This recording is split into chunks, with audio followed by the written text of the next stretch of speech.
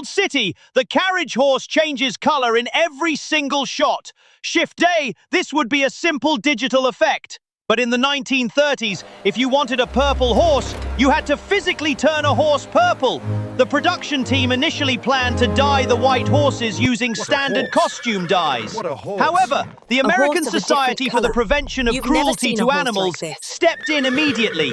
They strictly forbade the use of any harsh chemicals or paints on the animal's skin, fearing it would be toxic or irritating.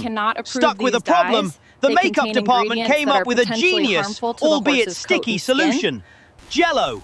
They realized that gelatin dessert powder was vivid, completely non-toxic, and safe to eat.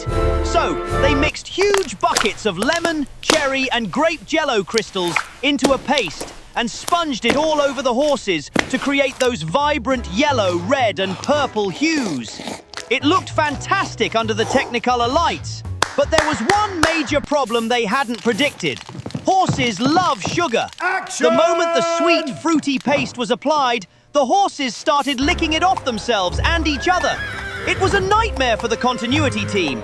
The crew had to work at lightning speed. If you watch the scene closely, the horse often looks incredibly pleased with itself. For incident, she understandably put her foot down. She told the studio executives, "I will play the witch, but I will not do any more stunts involving fire or smoke." She valued her life more than the shot. So, MGM brought in a professional stunt woman named Betty Danko to perform the dangerous Surrender Dorothy skywriting sequence.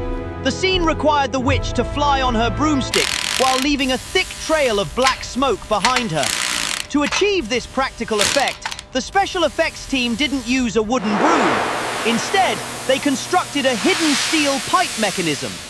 Betty had to straddle this pipe, which was connected to a canister filled with volatile chemicals designed to spew out dark smoke. It was essentially a riding bomb. During a take, the mechanism malfunctioned catastrophically. Instead of releasing a steady stream of smoke, the chemical canister detonated. The pipe exploded right underneath Betty Danko while she was suspended in the air. The force of the blast was so violent that it literally blew her off the broomstick. She plummeted to the soundstage floor. Her legs was truly cursed. Whether you were the star actress or the stunt double, if you got on that broomstick, you were going to get burned. Fact number 11, Over the Rainbow was almost cut. It is arguably the most famous song in motion picture history. Over the Rainbow is the heart and soul of The Wizard of Oz. It establishes Dorothy's entire motivation, her desire to escape a grey, hopeless world for something better. But if the MGM studio executives had their way, you would never have heard it. During the early test screenings of the film, the executives felt the movie was running too long. They were looking for things to cut, and their target was the ballad in the first act. They argued that the song was too slow, too melancholy, and that it dragged the pace down right at the beginning of the movie. They noticed that children in the audience seemed to get restless during the number, but their criticism got even more ridiculous. Some executives argued that it was undignified for the star of the film to be singing in a barnyard. They literally complained, "Why is she singing to a bunch of pigs and chickens?"